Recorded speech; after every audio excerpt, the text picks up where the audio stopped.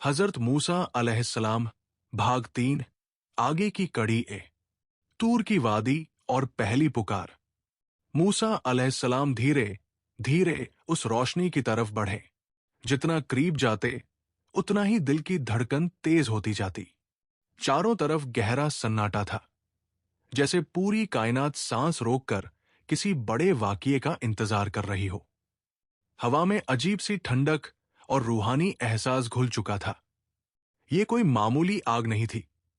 जैसे ही मूसा उस मुकाम के करीब पहुंचे, अचानक एक आवाज गूंजी। न वो आवाज इंसान की थी, न किसी मखलूक की। वो आवाज सीधे दिल में उतरती चली गई। पुकारा गया, ऐ मूसा। ये सुनते ही मूसा अलैहिस्सलाम के कदम थम गए। जिस नाम को सुनकर इंसान चौंक जाए, डर जाए, लेकिन उसी पल सुकून भी महसूस करे, वही हाल था। उन्हें बताया गया कि वो मुक़द्दस वादी में है। कहा गया कि अपने जूते उतार दो।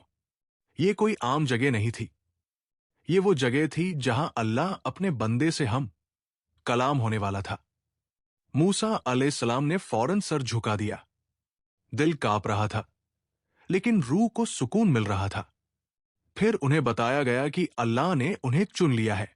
वही मूसा जो कभी मिस्र से डरकर भागा था, जिसे अपनी ही ताकत पर भरोसा नहीं था, आज उसी को एक बहुत बड़ी जिम्मेदारी दी जा रही थी। कहा गया कि वो फिरौन के पास जाए और उसे सीधे सीधे हक का पैगाम दे। मूसा अलैहिस्सलाम को अपनी कमजोरियां याद आ गई। उन्हें अपनी जुबान की लड़खड़ाहट याद आई। दिल में डर भी था। उन्होंने अर्ज किया कि ऐ मेरे रब, मेरा सीना खोल दे, मेरे काम को आसान कर दे और मेरी जुबान की गिरह खोल दे ताकि लोग मेरी बात समझ सकें। फिर अल्लाह ने उनसे पूछा कि उनके हाथ में क्या है।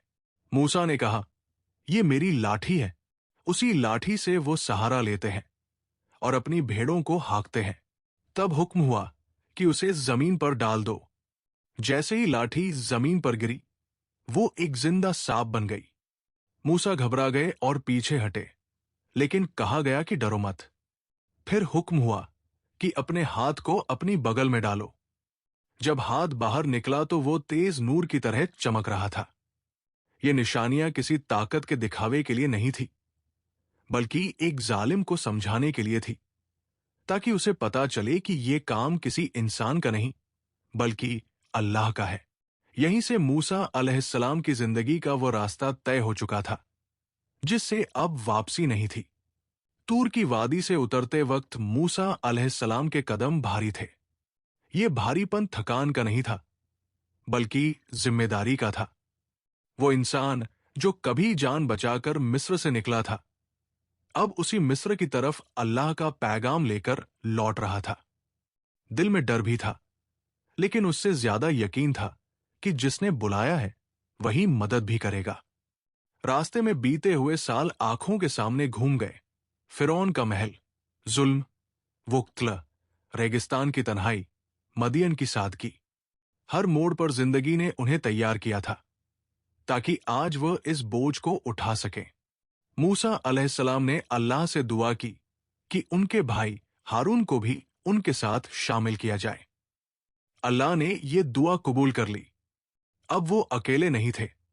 दो भाई, एक पैगाम और सामने दुनिया का सबसे घमंडी इंसान। मिस्र के करीब पहुंचते ही माहौल बदल गया। वही रौनक, वही डर, वही सन्नाटा। लेकिन इस बार मूसा का दिल पहले जैसा नहीं था। अब उनके पास अल्लाह की दी हुई निशानियां थी। वो जानते थे कि फिरौन उनका मजाक उड़ाएगा, उन्हें झुठलाएगा और अपनी ताकत दिखाएगा। लेकिन यह भी तय था कि हक का पैगाम पहुंचाना जरूरी है, चाहे नतीजा कुछ भी हो। फिरौन का दरबार सजा हुआ था। सोने चांदी की चमक, सिपाहियों की कतारें और घमंड से भरा हुआ तख्त। मूसा अलैहिस्सलाम उसी दरबार की तरफ बढ़ रहे थे, जहां से कभी उनका बचपन जुड़ा था। फर्क सिर्फ इतना था कि आज वो मेहमान नहीं, बल्कि अल्लाह का पैगाम लेकर आए थे। और यहीं से कहानी उस मोड़ पर पहुंचती है, जहां हक और बातिल आमने सामने खड़े होने वाले थे। जहां लाठी फिर से बोलेगी, जहां जादू टूटेगा और जहां जुल्म की बुनियाद हिलने वाली थी। मूसा अलैहिस्सलाम और उनके भाई हारून मिस्र की उसी धरती पर खड़े थे जहां कभी डर के साए में जीना पड़ा था, लेकिन आज उनके कदमों में वो झिझक नहीं थी। दिल में अल्लाह का दिया हुआ भरोसा था और जुबान पर वही पैगाम जो इंसानों की बनाई हुई ताकत से कहीं ऊपर था। जब वे फिरौन के दरबार में दाखिल हुए तो हर तरफ सन्नाटा छा गया। वही चमक, दमक, वही ऊंचा तख्त और वही घमंड से भरी निगाहें। फिरौन ने मूसा को देखा और हल्की सी हंसी के साथ पूछा, क्या यही वो बच्चा नहीं जिसे हमने अपने महल में पाला था? क्या तू उसी एहसान का बदला देने आया है? मूसा अलैहिस्सलाम ने बिना डरे जवाब दिया। उन्होंने कहा कि वह किसी एहसान के बोझ तले नहीं है, बल्कि अल्लाह के भेजे हुए पैगाम के साथ आए हैं। उन्होंने फिरौन को याद दिलाया कि बनी इस्राइल पर किया गया जुल्म किसी भी हाल में सही नहीं है। फिरौन का चेहरा बदल गया। उसने कहा कि वो खुद को सबसे बड़ा समझता है और उसी का हुक्म चलता है। दरबारियों ने भी शोर मचाना शुरू कर दिया, लेकिन मूसा अलैहिस्सलाम शांत रहे। उन्होंने अपनी लाठी जमीन पर डाली। देखते ही देखते वो एक जिंदा सांप बन गई। दरबार में अफरा तफरी मच गई। कुछ लोग डर के मारे पीछे हट गए, लेकिन फिरौन ने इसे जादू कहकर टाल दिया। उसने ऐलान किया कि उसके जादूगर इससे भी बड़ा कमाल दिखा सकते हैं। उसने तय किया कि सबके सामने मुकाबला होगा, ताकि मूसा की बात को झूठा साबित किया जा सके। यहीं से हालात और ज्यादा सख्त होने वाले थे।